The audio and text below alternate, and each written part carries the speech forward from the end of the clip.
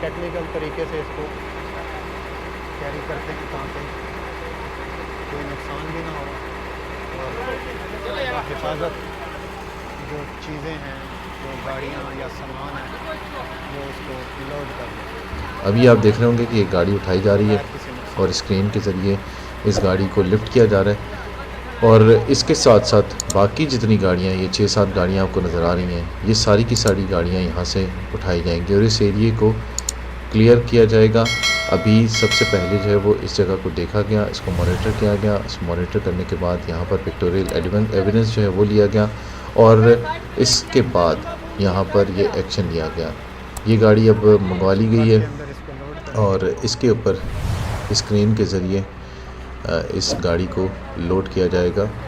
یہ دیکھ رہے ہوں گے آپ کہ اب یہ گاڑی جو ہے وہ اٹھا لی گئی ہے اور یہاں اس جگہ کو اب کلیئر کرنا ہے سی ڈی اے کی طرف سے۔